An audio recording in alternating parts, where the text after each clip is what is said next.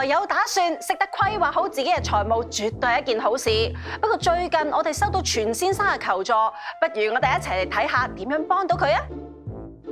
而家我就喺全先生屋企，同大家了解下佢有啲咩疑難。Hello， 全生你好啊！哎呀 ，Hello 杏美，你嚟得啱啱好啊！我想開多幾個銀行戶口㗎，但係有唔同嘅開戶優惠，唉，真係諗到我心大心細啊！全先生，我見你有晒計劃喎，有咩令你咁煩惱咧？係咁嘅，我做晒資料搜集啦，已經諗定係邊幾間銀行準備開戶㗎啦。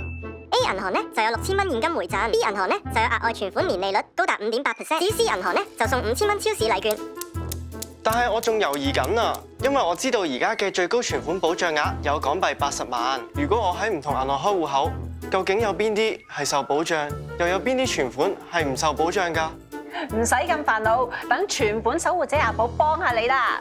唔該晒杏美。首先，存款保障額喺唔同銀行都係獨立計算嘅，即係每位存款人喺每間銀行都有最高港幣80萬嘅存款保障額，而各類常見嘅戶口存款都係受到保障㗎。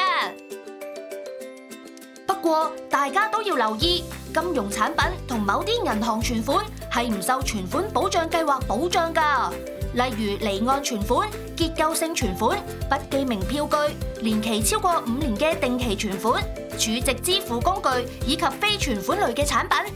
啊，原來係咁，我了解清楚晒啦。仲有啊，而家最高存款保障額仲高達港幣80萬㗎。有存款保障計劃，人人存得更安心。